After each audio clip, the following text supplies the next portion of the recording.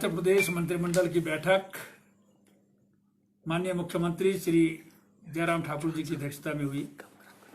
जिसमें 6th state finance commission और panchayat and local bodies जो है उसको कंस्टिट्यूट करने को मंजूरी दी मंत्रिमंडल ने, ताकि वो जो आने वाला समय है गवर्नर को रिकमेंडेशन कर सके कि पंचायतों की और अर्बन लोकल बॉडीज की फाइनेंशियल पोजीशन को कैसे इंप्रूव किया जा सकता है, टैक्स ड्यूटीज इत्यादि जो है वो उसमें क्या होने चाहिए, कंसोलिडेटेड फंड ऑफ स्टेट से कितनी ग्रांट दी जानी चाहिए, क्योंकि 5th फाइनेंस कमीशन की रिकमेंडेशन 21 मार्च 2021 को समाप्त हो रही है। तो इसलिए 6th फाइनेंस कमीशन जो है वो कंस्टिट्यूट करने की स्वीकृति दी। फिर कैबिनेट ने आज डिसाइड जो है वो निर्णय लिया है, जो माननीय मुख्यमंत्री जी की घोषणा थी, जल रक्षक, पैरा फिटर्स और पैरा पंपर ऑपरेटर्स जो जल शक्ति काम करते हैं उनके 300 रुपए पर मंथ जो है वो जो मानदेय मिलता है उसमें बढ़ोतरी की है। अब जल रक्षक को 3300 रुपए मिलेंगे और पैरा फिटर और पैरा पंप ऑपरेटर्स को जो है वो 4300 रुपए पर मास जो है वो प्रति मास उनको मिलेंगे। इसके अलावा जो रूरल एरिया में भी अर्बन एरिया में भी 2 या 3 बिस्वा जो है वो जमीन जो गरीबों को जो है वो नौतोड़ में दी जाती है मकान बनाने के लिए, उसकी अभी तक आय सीमा जो है वो 50,000 थी, उसको बढ़ा करके 1 लाख कर दिया है। फिर शिक्षा विभाग की जो है वो हमारी प्रदेश में अटल स्कूल वर्दी योजना चलती है, जिसमें हम स्कूल बैग्स जो हैं वो छात्रों को निःशुल्क देते हैं। जो पहली क्लास, तीसरी क्लास, छठी क्लास और 9th क्लास के बच्चों को जो है वो ई टेंडर के हिसाब से सिविल सप्लाई कॉर्पोरेशन जो है वो टेंडरिंग करेगी और उसके बाद जो है वो बैग्स जो हैं वो खरीद करके बच्चों को दिए जाएंगे, उसको भी स्वीकृति दी गई है। कैबिनेट ने निर्णय लिया है, एक स्टेट डिजास्टर मिटिगेशन फंड बनाया है। इसके लिए जो है वो अप्रूवल दी गई है, जिसमें सारे जो डिजास्टर मैनेजमेंट एक्ट के अंदर जो फंड्स हैं उनके लिए ये गाइडलाइंस जो हैं वो बनाई गई हैं।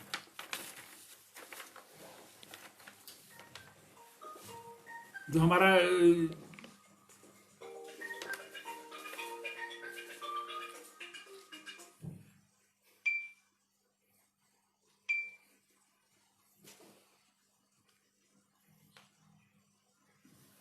90.80 करोड़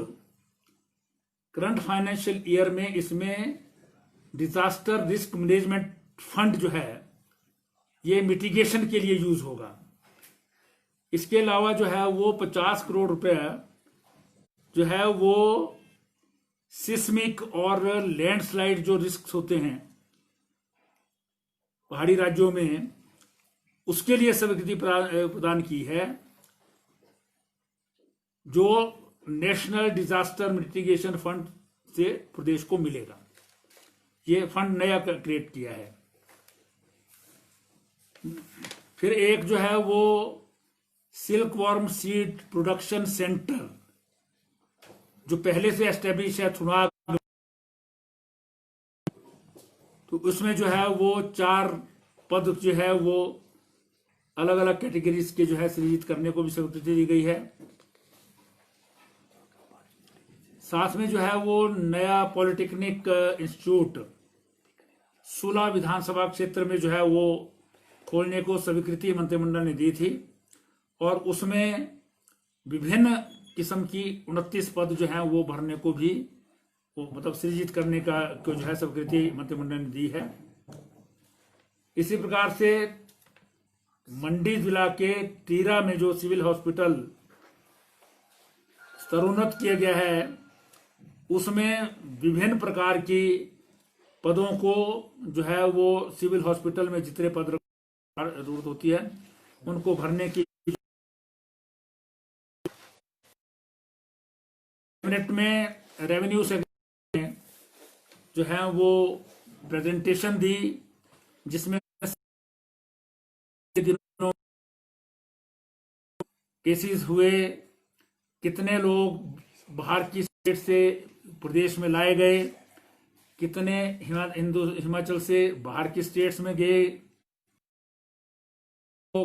कितना पैसा कोविड फंड में है, कितना डिजास्टर मैनेजमेंट फंड में है और उसमें कितना व्यय हुआ है,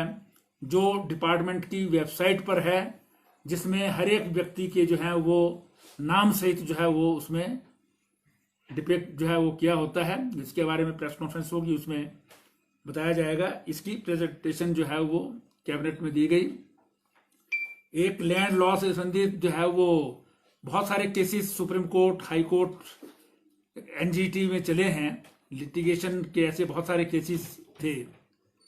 तो जिसके बारे में प्रदेश के एडवोकेट जनरल को कैबिनेट में बुलाया गया था। प्रिंसिपल सेक्रेटरी लॉ भी थे, लॉ ऑफिसर्स जो हैं, उन्होंने सुप्रीम कोर्ट में जो शिमला से संबंधित एनजीटी का फैसला है, जिसमें कोर एरिया, रिस्ट्रिक्टेड एरिया के लिए जो है मकान बनाने की एक स्थिति है, उसमें अपील की क्या स्थिति है सुप्रीम कोर्ट में, और क्या उसमें हाई कोर्ट में भी जा सकते हैं, या उसमें तीसरा जो है वो प्लानिंग डेवलपमेंट प्लान जो है बनाने की दिशा में जो है वो डिपार्टमेंट आगे बढ़े, इसके बारे में जो है वो चर्चा की गई। साथ ही साथ जो एनक्रोचमेंट्स, लैंड से संबंधित जो है वो केसेस हैं, ऐसे उसके बारे में भी चर्चा हुई, और उसमें एक cabinet sub committee law minister की अध्यक्षता में जो है वो गठित की गई, जिसमें श्री महेंद्र सिंह जी, रामलाल मार्कंडे जी और ट्रांसपोर्ट मिनिस्टर श्री गोविंद सिंह ठाकुर जी जो है उस सब कमेटी के मेंबर होंगे।